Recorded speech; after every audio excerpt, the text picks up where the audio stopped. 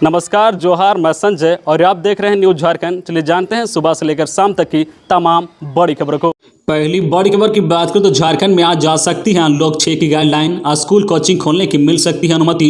झारखंड में अनलॉक 5 की मियाद 8 जुलाई को सुबह 6 बजे समाप्त हो रही है। उम्मीद है कि हेमंत सोरेन सरकार अनलॉक 6 की गाइडलाइन पर विचार विमर्श कर आज नए दिशा निर्देश जारी कर सकती है। झारखंड में कोरोना के कम होते मामलों के मद्देनजर अनलॉक 6 में शिक्षण संस्थान, कोचिंग संस्थान और मंदिरों को कुछ शर्तों के साथ खोलने जाने की उम्मीद की जा रही है। वही आपको बता दें कि आज झारखंड कैबिनेट की बैठक भी चल रही है। झारखंड में कोरोना के मामलों में तेजी के बीच 24 अप्रैल को स्वास्थ्य सुरक्षा सप्ताह के रूप में मिनी लॉकडाउन की शुरुआत की गई थी। कोरोना मामलों में कमी के साथ 3 जून को सरकार ने छूट देने की शुरुआत की। अब तक अनलॉक के 5 चरण लागू हो चुके हैं। इनमें जो है बसों के संचालन, हाट बाजार, मॉल, सिनेमा हॉल खोलने, पार्क, रेस्टोरेंट आदि के संचालन की अनुमति दी जा चुकी है। अब अनलॉक 6 में शिक्षण संस्थानों, कोचिंग संस्थानों और मंदिर को खोलने की इजाजत मिलने की उम्मीद जताई जा रही है। लगातार बंदी की वजह से कोचिंग संस्थान संचालक परेशान हैं। उनमें से कई की आर्थिक स्थिति बुरी तरह से खराब हो चुकी है। अनलॉक 6 में जो कोचिंग संचालकों को ढेर उम्मीद है। अगली बड़ी खबर की बात करें तो किराया बढ़ाने की मांग। बस ओनर एसोसिएशन बोला परिवहन आयुक्त दूसरे राज्य तक बस चलाने की अनुमति दे। झारखंड प्रदेश बस ओनर एसोसिएशन का प्रतिमंडल परिवहन आयुक्त किरण कुमार पासी से डीजल के दाम में भारी बढ़ोतरी को देखते हुए किराया बढ़ाने की मांग की है। इसके साथ ही झारखंड से दूसरे राज्यों के लिए भी बस परिचालन शुरू करने की अनुमति देने की मांग की है। कहा कि लंबी दूरी की बस नहीं चलने से इस व्यवसाय से जुड़े लोगों का जीवन यापन अब मुश्किल हो रहा है। ये जानकारी एसोसिएशन के अध्यक्ष सचिदानंद सिंह ने दी है। उन्होंने बताया कि परिवहन आयुक्त को बीते लॉकडाउन के दौरान हुई रोड टैक्स माफी के बाद भी उसे लागू नहीं किया गया है। क्वार्टरली टैक्स माफ करने की मांग की गई है।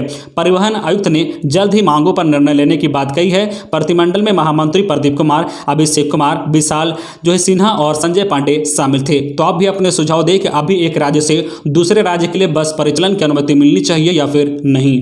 अगली बड़ी खबर की बात करें तो झारखंड में कोरोना संक्रमण बीते 24 घंटे मिले 46 पॉजिटिव केस, 93 लोग हुए ठीक, 2 संक्रमितों की गई जान।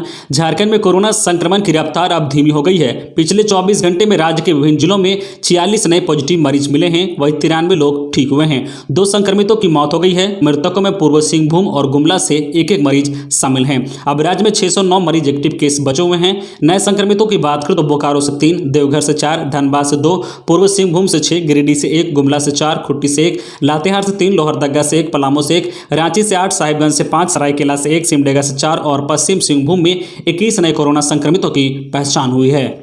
खबरों में आगे बढ़ने से पहले आपसे रिक्वेस्ट है कि अगर आप चैनल को सब्सक्राइब नहीं किए हैं तो प्लीज चैनल को सब्सक्राइब करके बेल आइकन प्रेस कर दे, जिससे आपको झारखंड की हर छोटी बड़ी खबर का अपडेट आप तक पहुंचता रहे। चलिए बढ़ते हैं खबरों की ओर। अगली बड़ी खबर की बात करें तो बोकारो में हाथी का उत्पात। जंगली हाथी ने महिला को कुचलकर मार डाला। पति ने भिंडी के खेत में छुपकर बचाई जान।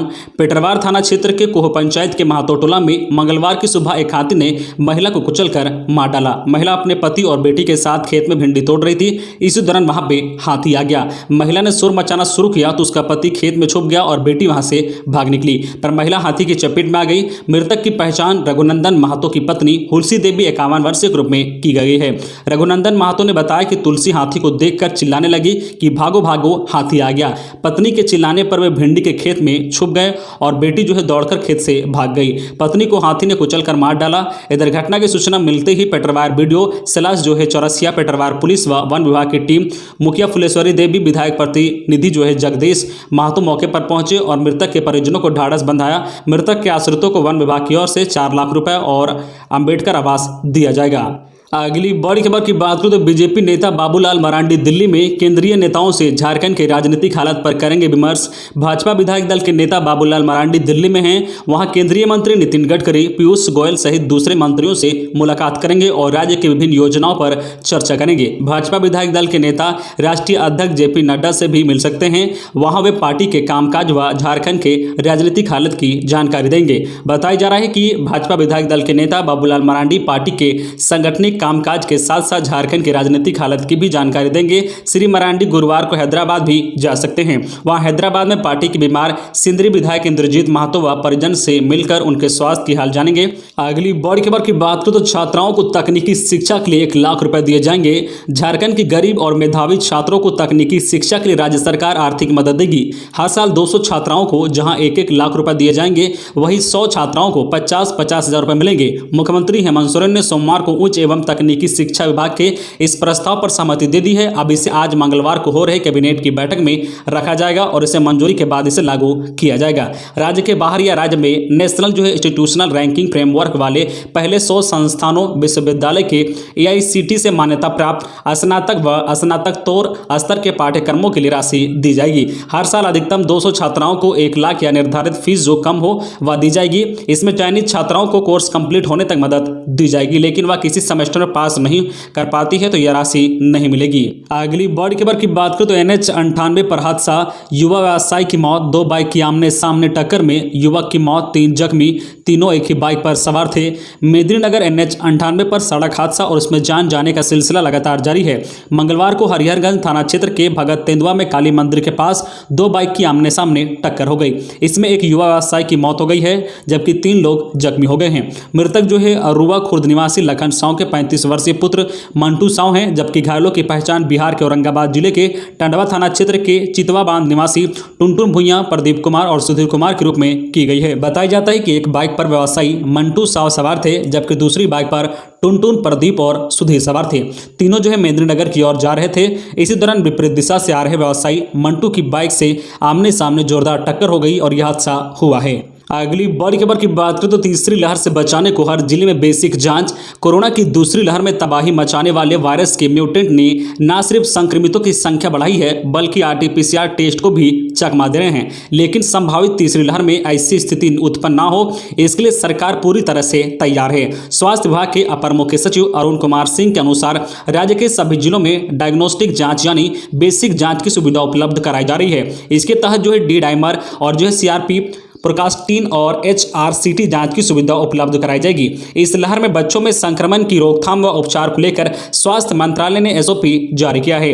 राष्ट्रीय स्वास्थ्य मिशन के अभियान निदेशक रविशंकर शुक्ला ने भी सभी DC को पत्र लिखकर SOP के पालन का निर्देश दिया है। उन्होंने बच्चों में संक्रमण के फैलाव को रोकने के लिए टेस्ट, ट्रैक, ट्रीट व वैक्सीनेशन का पालन सुनिश्चित कराने का निर्देश दिया है। साथ ही ग्रामीण व आदिवासी क्षेत्रों में जागरूकता का निर्देश दिया है।